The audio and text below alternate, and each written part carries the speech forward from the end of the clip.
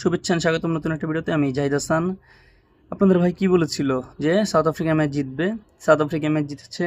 কালকে বেশিরভাগ যারা ক্রিকেট এক্সপার্ট তারা সবাই বেশিরভাগ বলেছিল যে ইংল্যান্ড ম্যাচ জিতবে, বাট ইংল্যান্ড জিতে নাই, সাউথ আফ্রিকা জিতেছে।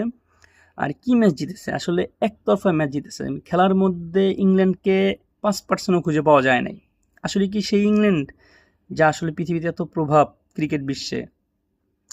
জস বাটলারের জন্য খারাপ লাগতেছে। কালকে জস বাটলারের শেষ ম্যাচ ছিল ক্যাপ্টেন্সি হিসাবে, তো এরপর আর উনি ক্যাপ্টেন থাকবে না, নতুন কোনো ক্যাপ্টেন আসবে, হয়তো হেনরি বুক আসতে পারে। এছাড়াও ইংল্যান্ডের ইতিহাসে আইসিসি কোনো টুর্নামেন্টে সবথেকে খারাপ টুর্নামেন্টই গেল হচ্ছে এই চ্যাম্পিয়ন ট্রফি 2025। এর আগে আসলে এতটা লাস্ট 3 বিশ্বকাপই বাদ পড়ছে, বাট এতটা বাজেভাবে বাদ পড়ে নাই। কালকে ম্যাচটা দেখে খুবই হতাশ, কারণ ক্রিকেট বিশ্বে আসলে ইংল্যান্ড, অস্ট্রেলিয়া, ইন্ডিয়া, নিউজিল্যান্ড তারাই হচ্ছে মূলত শক্তিশালী টিম। সাউথ আফ্রিকা তো তাদের মধ্যে ইংল্যান্ড অন্যতম, তো তাদের এরকম পারফরমেন্স একটু হতাশাজনক। যাই হোক, আজকে ম্যাচ হচ্ছে নিউজিল্যান্ড ভার্সেস ইন্ডিয়া। তো কে জিতবে তা নিয়ে কথা বলবো। দেখেন, কাগজে কলমের হিসাবেও ইন্ডিয়া এগিয়ে, প্লাস হচ্ছে যত এক্সপার্ট রয়েছে, যা কিছু রয়েছে, সবাই বলতেছে আজকে ইন্ডিয়া জিতবে। বাট আমার কেন জানি মনে হইতেছে যে আজকে ইন্ডিয়া জিতবে না, আজকে নিউজিল্যান্ড জিতবে।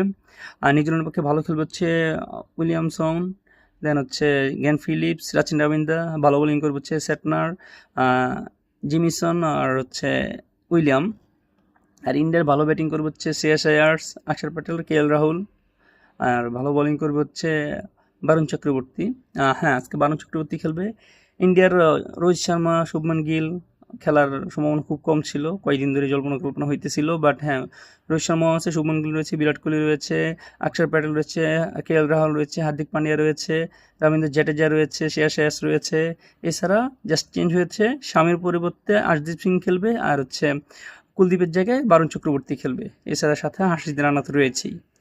আর নিউজিল্যান্ডের সবাই সেমি খেলবে। একটা জিনিস, আজকে যদি ইন্ডিয়া টসে জিতে তাহলে তারা ব্যাটিং নেবে, আর যদি নিউজিল্যান্ড টসে জিতে তাহলে তারা ফিল্ডিং নেবে।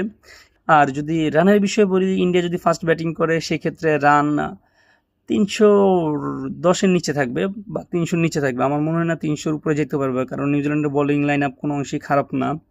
আর হচ্ছে নিউজিল্যান্ড যদি আগে ব্যাটিং করে তাহলে 280-র নিচে থাকবে, বা এরকমই। আসলে দুইজন আমার কাছে সমানই। কাগজে কলম ইন্ডিয়া এগিয়ে থাকলেও আমার কাছে মনে হয় না যে আহামরি কোনো এগিয়ে। হ্যাঁ, ইন্ডিয়ার একটা সুবিধাও রয়েছে, তারা একই জায়গায় রয়েছে, একই পিচে খেলতেছে। আগেও 2টা ম্যাচ খেলেছে, আর নিউজিল্যান্ড এই পিচে ফার্স্ট ম্যাচ খেলবে। এছাড়াও গতকালকে তারা পাকিস্তান থেকে দুবাই এসেছে, এসে এই প্র্যাকটিস করে আজকে তাদের খেলা, তো যার কারণে তাদের হয়তো একটু কঠিন হয়ে যেতে পারে, এই আর কিছু না। বাট আজকে নিউজিল্যান্ড ম্যাচ জিতবে। তো দেখা পরবর্তী কোনো ভিডিওতে, তো তোমরা সকলে ভালো থাকবেন, সুস্থ থাকবেন।